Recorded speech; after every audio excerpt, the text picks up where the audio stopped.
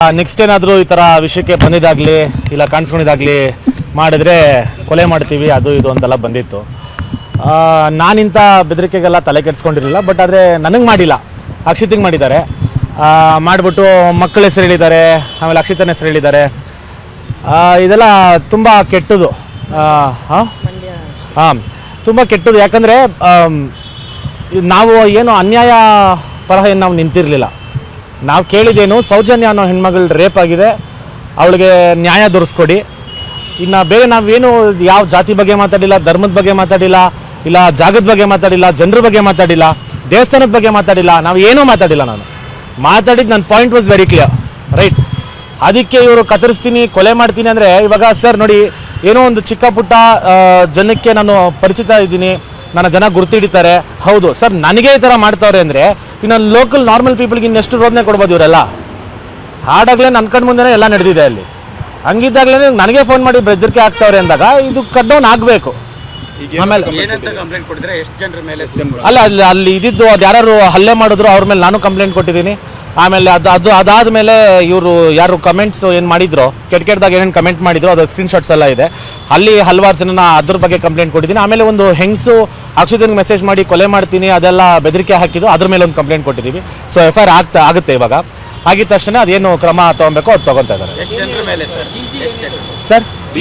ಅದೇ ಇದಕ್ಕೆಲ್ಲ ಕಡಿವಾಣ ಹಾಕ್ಲೇಬೇಕು. 100% ನಿಮ್ಮ ಕಡೆ ಏನಿದೆಯೋ ನ್ಯಾಯಪರ ನಾವು ಮಾತಾಡ್ತೀವಿ. ಸೆಂಟ್ ಪೊಲೀಸ್ ಸ್ಟೇಷನ್ ವೆಸ್ಟ್ಗೆ ಟ್ರಾನ್ಸ್ಫರ್ ಮಾಡಿದ್ದಾರೆ ಅದನ್ನು. ಅದು FIR ಆಗ್ತಾ ಇದೆ. ಸೊ ಈಗ ನಾವು ಹೋಗ್ಬಿಟ್ಟು ಅಲ್ಲಿ ಸೈನ್ ಹಾಕಿದ್ರೆ ಮುಂದಿನ ಕ್ರಮ ಅದನ್ನು ಫೇಸ್ ಮಾಡ್ಬೋದು. ಆಮೇಲೆ ಇನ್ನೊಂದು ವಿಷಯ ಏನು ಅಂದರೆ, ಮಾತಾಡ್ತಾ ಇದು ಹೆಂಗೆ ತಿರುಗೋಕ್ಕೆ ಟ್ರೈ ಮಾಡ್ತಾ ಇದ್ದಾರೆ ಅಂದರೆ, ನಾವು ಕಾರವಾರದವರು, ನೀವು ಒಂದು ಮಂಡ್ಯದವರು, ಇದೆಲ್ಲ ಮಂಡ್ಯಲ್ಲಿ ಇಟ್ಕೊಳ್ರಿ ಅದು ಇದು ಅಂತ ದಯವಿಟ್ಟು ಬೇಡ. ಕರಾವಳಿ ಅಂತ ನಾವು ಇದು ನಾವೆಲ್ಲರೂ ಕನ್ನಡಿಗರೇ, ಎಲ್ಲ ಅಣ್ತಮ್ಮಂದ್ರು ಇದ್ದಂಗೆ ಇದ್ದೀವಿ. ಇದನ್ನು ನಿಮ್ಮ ಒಂದು ಪರ್ಸನಲ್ ವೆಂಜನ್ಸ್ಗೆ ದಯವಿಟ್ಟು ನಾವು ಕರಾವಳಿಯವರು, ನೀವು ಮಂಡ್ಯದವರೆಲ್ಲ ತರಬೇಡ್ರಿ. ಯಾಕೆಂದರೆ ಅದು ಚೆನ್ನಾಗಿ ಕಾಣಿಸಲ್ಲ. ಇನ್ನು ನಮ್ಮ ಜನ ಎದ್ದೊಳೋದು ಬೇಡ. ಯಾಕಂದರೆ ಇದು ತಪ್ಪಾಗುತ್ತೆ. ನಾವು ಯಾವತ್ತೂ ಬಂದ್ಬಿಟ್ಟು ನಾವು ಮಂಡ್ಯವ್ರನ್ನ ಕರ್ಕೊಂಬರ್ತೀವಿ, ಇಲ್ಲಿ ಕರ್ಕೊಂಬರ್ತೀವಿ, ನಾವು ಯಾವತ್ತೂ ಇನ್ವಾಲ್ವ್ ಮಾಡಿಲ್ಲ. ಮಾಡ್ತಾ ಇರೋದು ನೀವು. ಯಾಕಂದರೆ ನಾನು ಕರಾವಳಿಗೆ ಬಂದಿದ್ದೀನಿ, ಆ ಜನರ ಪ್ರೀತಿ ನನಗೆ ಗೊತ್ತು, ಟ್ರೆಡಿಷನ್ ಎಷ್ಟು ಚೆನ್ನಾಗಿದೆ ಅಂತ ಗೊತ್ತು. ದಯವಿಟ್ಟು ಈ ಥರ ಕೆಲಸಗಳನ್ನ ಮಾಡೋಕ್ಕೆ ಹೋಗಬೇಡಿ. ಒಂದು ಹೆಂಗಸಾಗಿ ಅಂತ ಅವ್ರಿಗೆ ಹೇಳ್ತಾ ಇದ್ದೀನಿ. ಆಮೇಲೆ ಈ ಬೆದರಿಕೆಗಳೆಲ್ಲ ನಾವು ಹೆದರಲ್ಲ. ಇದಕ್ಕೆ ನಿಮಗೆ ಪಾಠ ಕಲಿಸಬೇಕು ಅಂದರೆ ನಾವು ಇದು ಕಂಪ್ಲೇಂಟ್ ಕೊಟ್ಟಿರೋದು. ಸೊ ಇದನ್ನ ಏನಿದೆ ಮುಂದೆ ನಾನು ತೋರಿಸ್ಕೊಡ್ತೀನಿ ಸರ್. Okay, thank you.